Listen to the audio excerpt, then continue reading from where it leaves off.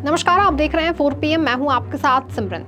लोकसभा चुनावों को लेकर पूरे देश में सियासत गरमाई हुई है। बड़े बड़े ऑफिसों से लेकर चाय की नुक्कड़ तक पर सिर्फ राजनीतिक और सियासत की ही चर्चाएं हो रही हैं। इस समय में देश में हर दिन एक सरकार बन रही है और गिर रही है, क्योंकि हर कोई अपने अपने कयास लगा रहा है और अपने अपने सियासी समीकरण साध रहा है। तो वही राजनीतिक दलों द्वारा भी अपनी अपनी जीत के दावे किए जा रहे हैं और जनता को लुभाने के लिए तरह तरह के वादे भी किए जा रहे हैं। इस बीच देश में दूसरे सबसे ज्यादा लोकसभा सीटों वाले राज्य महाराष्ट्र में भी सियासत गरमाई हुई है और सियासी तापमान गरमाया हुआ है। पहले चरण में प्रदेश की 5 लोकसभा सीटों पर मतदान हुआ था, जबकि दूसरे चरण में फिर राज्य में वोट पड़ने हैं और ऐसे नेताओं द्वारा सियासी बयानबाजी और एक दूसरे पर आरोप प्रत्यारोप का दौर लगातार जारी है। प्रदेश के बड़े बड़े नेता एक दूसरे पर लगातार आरोप लगा रहे हैं और सियासी हमले बोल रहे हैं। कांग्रेस भाजपा से लेकर के शिवसेना के दोनों गुट और एनसीपी के दोनों गुट भी एक दूसरे पर लगातार हमलावर है।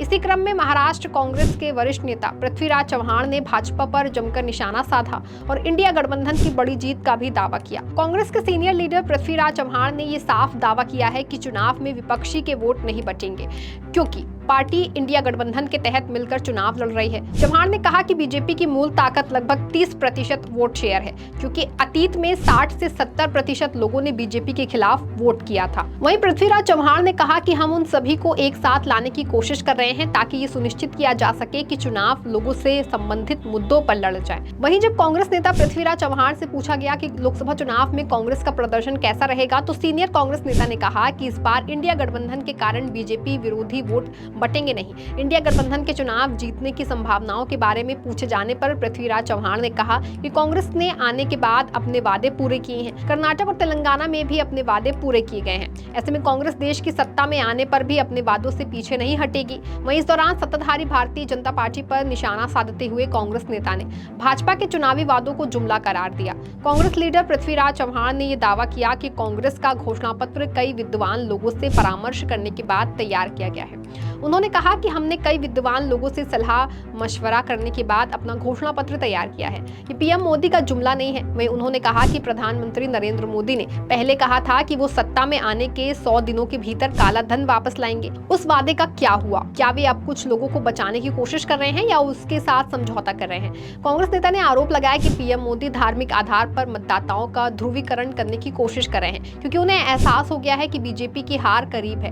कांग्रेस नेता ने आगे कहा कि क्या मोदी हमें बता सकते हैं कि कांग्रेस शासन में हनुमान चालीसा बजाने पर कब प्रतिबंध था? वो अब दिशाहीन हो गए हैं और बकवास कर रहे हैं, क्योंकि उन्हें एहसास हो गया है कि भाजपा चुनाव हार रही है, क्योंकि वे धार्मिक आधार पर ध्रुवीकरण करने की कोशिश कर रहे हैं। ऐसी टिप्पणी उन्हें शोभा नहीं देती। चव्हाण ने कहा कि जब वो कहते हैं कि वे अपना मंगलसूत्र छीन लेंगे तो मेरा सिर शर्म से झुक जाता है। जाहिर है कि कांग्रेस नेता पृथ्वीराज चव्हाण पीएम मोदी के उस भाषण की बात कर रहे थे जिसमें उन्होंने कांग्रेस पर निशाना साधते हुए हनुमान चालीसा और रामनवमी का जिक्र किया था। फिलहाल ये तो साफ है कि देश में पहले चरण के मतदान के बाद भाजपा की बोली काफी बदल गई है और अब पीएम मोदी सीधे हिंदू मुसलमान की राजनीति पर उतर आए हैं और खुलेआम सार्वजनिक मंच से देश में हिंदू मुसलमान की राजनीति करने की कोशिश कर रहे हैं। दरअसल अब की बार 400 पार की उम्मीदों को लेकर आगे बढ़ रही बीजेपी के लिए लोकसभा चुनाव के पहले चरण के बाद से ही खबरें अच्छी नहीं आ रही हैं, क्योंकि पहले चरण के मतदान के बाद से बीजेपी के हारने की संभावनाएं व चर्चाएं काफी तेज हो गई हैं। यही वजह है कि अब भाजपा और पीएम मोदी अपनी हालत को खराब देखकर अपने एक सूत्री कार्यक्रम हिंदू मुसलमान पर उतर आए हैं। एक दिन पहले ही राजस्थान के सवाई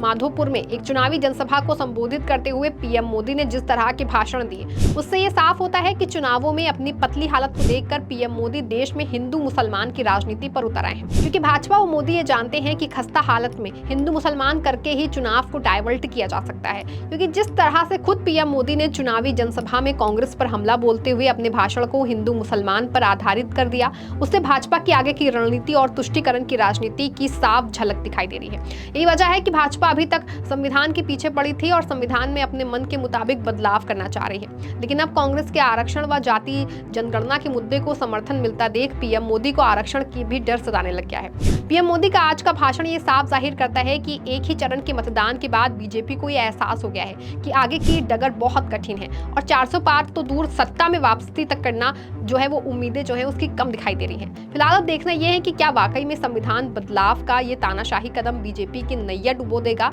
या फिर बिगड़ी हालत में हिंदू मुसलमान के तुष्टीकरण की राजनीति बीजेपी के लिए संजीवनी का काम करेगी। वहीं महाराष्ट्र में कांग्रेस भाजपा के अलावा दोनों टूट वाली क्षेत्रीय पार्टियों शिवसेना और एनसीपी में भी आपस में टकरार देखने को मिल रही है। शिवसेना और एनसीपी के दोनों ही गुट एक दूसरे पर हमला बोल रहे हैं और सियासी बयानबाजी कर रहे हैं। इस बीच महाराष्ट्र के सीएम और शिवसेना में टूट के सूत्रधार एकनाथ शिंदे ने शिवसेना यूबीटी के मुखिया और प्रदेश के पूर्व सीएम उद्धव ठाकरे पर जमकर निशाना साधते हुए उन्हें एक चेतावनी भी दे डाली। मुख्यमंत्री एकनाथ शिंदे ने उद्धव ठाकरे के कई छिपे रहस्य को बाहर निकालने की तरफ इशारा करते हुए कहा कि अगर मैं बोलूंगा तो मुंह दिखाने के लिए भी नहीं बचोगे। लंदन से लेकर के लखनऊ तक, खोखा से कंटेनर तक सब बातें समय आने पर बताऊंगा। शिंदे ने कहा कि मेरा मुंह मत खुलवाओ, पानी सिर के ऊपर जाएगा तो कागजात के साथ पोल खोल दूंगा।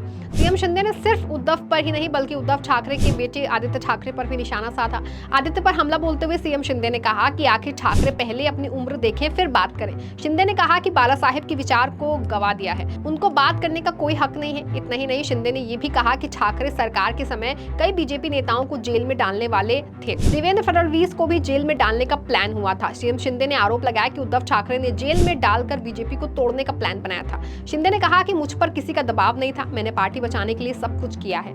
इस दौरान सीएम एकनाथ शिंदे ने कांग्रेस पर भी निशाना साधा। कांग्रेस पर हमला बोलते हुए सीएम एकनाथ शिंदे ने कहा कि कांग्रेस ने मुसलमानों को वोट बैंक के रूप में इस्तेमाल किया, लेकिन नरेंद्र मोदी सरकार ने समाज के सभी वर्गों के लिए काम किया है। शिंदे ने कहा कि उनकी सरकार ने मौलाना आजाद अल्पसंख्यक वित्तीय विकास निगम के लिए आवंटित धनराशि को 30 करोड़ रुपए से बढ़ाकर 500 करोड़ रुपए कर दिया। उन्होंने कहा कि मोदी सरकार ने सभी धर्मों के लोगों को मुख्यधारा में लाने के लिए कई योजनाएं लागू। मुख्यमंत्री ने आगे कहा कि कांग्रेस ने मुस्लिम समुदाय को वोट बैंक के रूप में इस्तेमाल किया, लेकिन मोदी सरकार ने 25 करोड़ रुपए का उत्थान किया। शिंदे ने कहा कि कांग्रेस ने गरीबी हटाओ का नारा दिया, लेकिन उसके बजाय गरीब ही हटा दिए गए। उन्होंने कहा कि मोदी सरकार ने 80 करोड़ लोगों को मुफ्त राशन भी उपलब्ध कराया। मुख्यमंत्री ने कहा कि राज्य सरकार सभी समुदायों के साथ न्याय कर रही है। इससे पहले शिवसेना संस्थापक बाल ठाकरे के समय में हमारे पास राज्य मंत्री के रूप में शाबिर शेख थे।